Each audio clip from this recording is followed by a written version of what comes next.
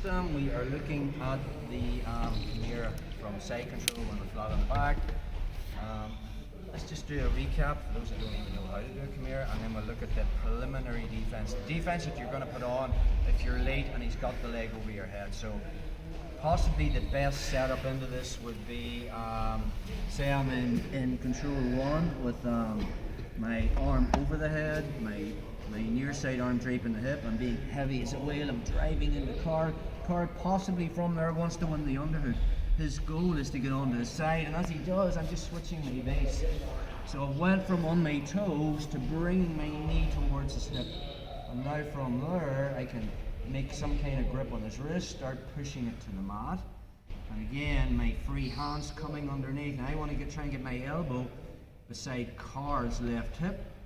Get a thumbless grip on my own wrist and Carl's wrist.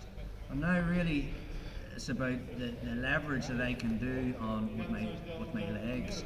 I'm on my left hip, I'm going to come back flat onto my back, and my right knee is going to enter underneath Carl's right armpit. If I can scoop that arm up, that's good. I'm going to step over his head with my leg, and my goal is to get on this power line. I want my hip at his right shoulder and my head at his left hip here. Okay. And from there, the Kimura is really all about me elevating Carl's shoulder off the mat as I push his wrist behind.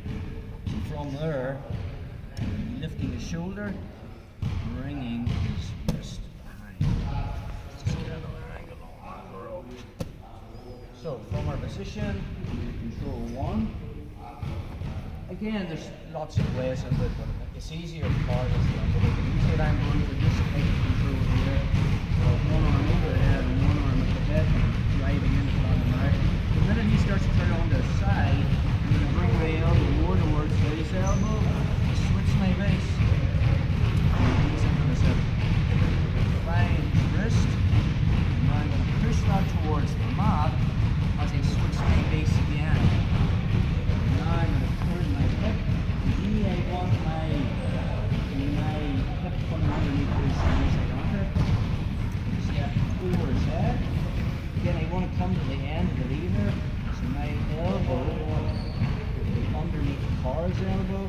As I elevate his shoulder, I'm pushing this wrist behind. And again, I'm right on that power line whereby I have my hip on his shoulder, my head is here.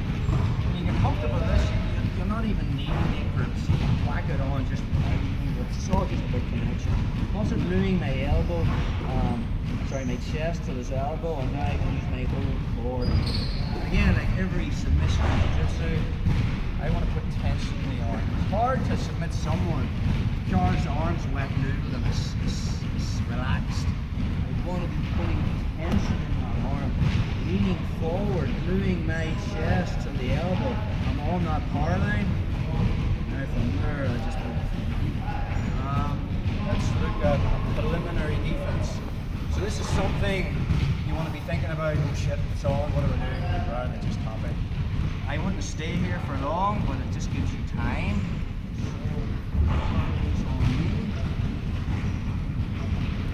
So from here, if I notice Carl's, he hasn't got a basic side control is cross face underhook. I'm probably not going to go for the underhook escape from there. This arm would be coming this way and it'd be coming out this way. But if Carl has his arm on this side and draping his hip, I'd be looking to come underneath from here, okay? And starting to withdraw my right shoulder and stretching out this arm. As I do, Carl switches his base. Starts pushing my wrist towards the mat, and then he switches his base again and steps over my head. Free stay there. So from this position, this is good for his leg. If his leg's back here, I can possibly sit up. Okay, we're going to look at that on the next move. I can stop this coming over my head. But let's just say I'm late, and we're here. Okay? So again, Carl's looking. If he knows jiu-jitsu, he is going to be, his elbow is going to be under my elbow, so he's at the end of the lever. He's going to be raising my shoulder and bringing my wrist back. Okay? So from here, all I'm going to do is put all the weight into my left shoulder. So from our position, I'm going to start walking shoulder towards my own wrist. If you notice Carl's elbows under my elbow, I want my shoulder in line with my wrist. Now this legs here, I can even use this hand and start turning my head this way. I'm just going to sort of shuffle, hard to see it visually. Lock it on again now. So if you notice Carl's elbow is underneath my elbow. Just a little walk this way, and now his forearm is underneath my armpit and lying on the shoulder. If that makes sense. The minute I get to there, what I do is lift my hip and put all the weight into my left shoulder. All I have to do is move from there. It just gives me time. All the weight is on my left shoulder. It makes it very, very hard. The other thing I'm doing with this hand, if he's got this leg over, this hand will be monitoring this. I don't want Carl moving to north-south, turning me onto my side, and now I'm in this dorsal position. He has too many options from here, and I don't want to go down that rabbit hole.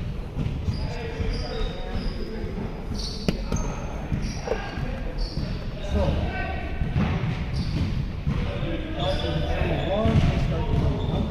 pins my wrist up, locks on the mirror, and right, he steps over my head. So first thing I'm thinking, I can't just see there. The car should be underneath my elbow. So I'm gonna, when I make use this hand, just walk, pull myself. So his arm now is under my arm, it's not at my elbow. And now from there, I just bridge, put all the weight onto my left shoulder. It's hard, it doesn't look, you can't visually see this, but without the weight on my shoulder, weight on my shoulder.